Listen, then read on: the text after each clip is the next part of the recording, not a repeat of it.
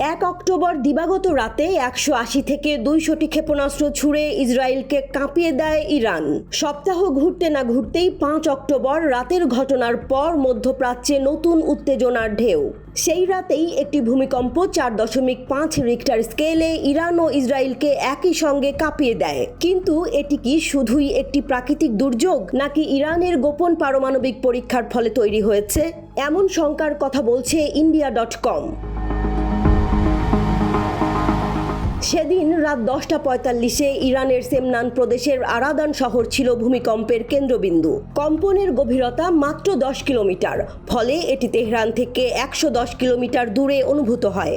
এই কম্পনের ফলে মানুষ আতঙ্কিত হয়ে উঠেছিল, বিশেষ করে যখন একই রাতের কিছু পরে ইসরায়েলেও একটি কম্পন অনুভূত হয়। ইউরোপীয় ভূমধ্যসাগরীয় ভূকম্পন কেন্দ্র EMSCর প্রতিবেদনে বলা হয়েছে, রাত 12টার দিকে সেখানে একটি ছোট ভূমিকম্প ঘটে। কিন্তু ভূমিকম্পের পরপরই ইসরায়েলে কেন নতুন করে যুদ্ধের গন্ধ টের পেতে থাকে? কারণ এই কম্পন নিছকই একটি ক্ষণস্থায়ী ভূমিকম্পের চেয়ে অনেক বেশি। এই ভূমিকম্প কি প্রাকৃতিক ঘটনা?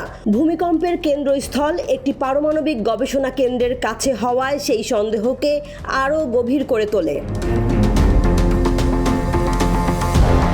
আন্তর্জাতিক বিশেষজ্ঞরা এই ভূমিকম্পের গভীরতা এবং অবস্থান নিয়ে ভাবছেন, এটি তাদের কাছে সন্দেহের খোরাক হয়ে দাঁড়িয়েছে। ইরান তাদের স্বাধীনতা ও সার্বভৌমত্ব রক্ষার জন্য বদ্ধপরিকর। ফিলিস্তিনের নিপীড়িতদের সহায় ইরান বিশ্বের কাছে তাদের সামরিক শক্তি প্রদর্শন করতে চাচ্ছে এবং এটি করার জন্য তারা আধুনিক প্রযুক্তির দিকে নজর দিচ্ছে। এমন পরিস্থিতিতে আন্তর্জাতিক সম্প্রদায়ের দৃষ্টি ইরানের দিকে। পশ্চিমা দেশগুলো এখন তীব্র নজর রাখছে এবং তারা ইতোমধ্যে ইরানের বিরুদ্ধে নতুন নিষেধাজ্ঞার প্রস্তুতি নিচ্ছে। তবে ইরান দৃঢ়তা নিয়ে বলছে, আমরা আমাদের সীমানা রক্ষার জন্য যা কিছু প্রয়োজন তা করতে প্রস্তুত।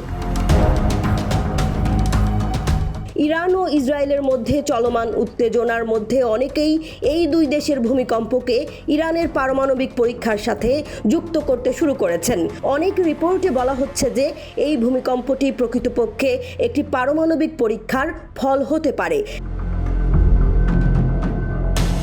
কিছু প্রতিবেদনে বলা হয়েছে, ইরানের ভূমিকম্পটি একটি পারমাণবিক বিদ্যুৎ কেন্দ্রের খুব কাছাকাছি ঘটেছে। তাই স্পষ্টভাবে বলা যাচ্ছে না যে এটি ভূমিকম্প নাকি পারমাণবিক পরীক্ষার কারণে হয়েছে।